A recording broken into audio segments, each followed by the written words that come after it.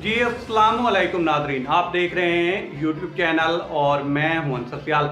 नाजरीन, इस वक्त सबसे बड़ी खबर जो आ रही है वो हाफिज सईद साहब के बारे में है और इसको सबसे ज़्यादा जो मीडिया डिस्कस कर रहा है या शेयर कर रहा है वो इंडियन मीडिया है। वो इंडिया टुडे हो, न्यूज़ 18 हो या हिंदुस्तान टाइम हो, सब पे एक ही खबर चल रही है और वो खबर ये है कि हाफिज सईद और उनके नेफ्यू के ऊपर एक कातलाना हमला हुआ है और उसमें उनके जो भतीजे हैं या भांजे हैं अबुल कताल नाम के, वो मारे गए हैं और हाफिज सईद जो हैं वो ज़ख्मी हैं और उनको हॉस्पिटलाइज किया गया है रावलपिंडी में।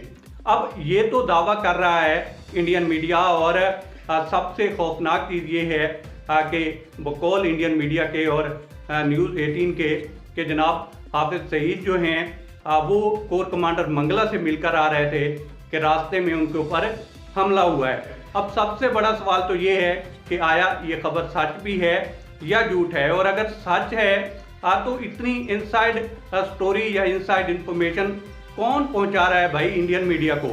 और सबसे बड़ा सवाल ये भी है कि पिछले 2-3 सालों में जिसने इंडियन मफादात के खिलाफ माजी में काम किया है वो एक एक करके क्यों मारा जा रहा है, और न सिर्फ मारा जा रहा है बल्कि इंडिया इसको ओन भी करता है। इंडियन वजीर दिफा राजनाथ सिंह जो हैं मीडिया में कहते हैं कि पहले भी 24-25 लोग मारे हैं और अब भी अगर इंडियन मफादात के खिलाफ कोई काम करेगा तो हम घुसकर मारेंगे। और हमारा ये हाल है कि हमें इतनी सकत ही नहीं हुई कि हम उसके बयान को कंडेम करते या उसके ऊपर कुछ हल्का फुल्का ही सही कुछ तो कमेंट करते। हमारे एक चुप का रोज़ा है और वो टूटने का नाम नहीं ले रहा, और क्योंकि हम जो हैं पॉलिटिकल इंजीनियरिंग में ही इतने मसरूफ़ हैं कि मुल्क के हवाले से जो कुछ हो रहा है उससे काफ़ी हद तक जो है गाफिल होते नज़र आ रहे हैं। तो फिर यही होना है जो हम देख रहे हैं या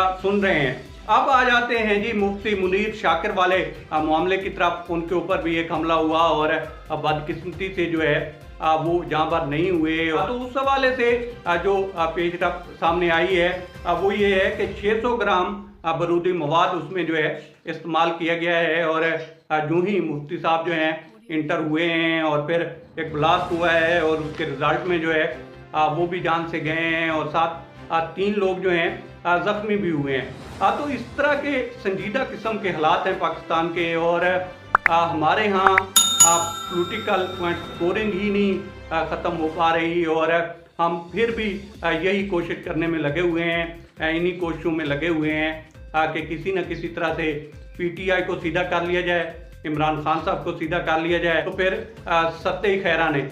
बहरहाल अब तक इतना ही। आप दोस्तों से रिक्वेस्ट है कि आप हमारे चैनल का विजिट करें, और अगर आपको हमारे चैनल का कंटेंट पसंद आया तो इसे सब्सक्राइब करें। ताउन के लिए शुक्रिया दोस्तों। अल्लाह हाफिज़।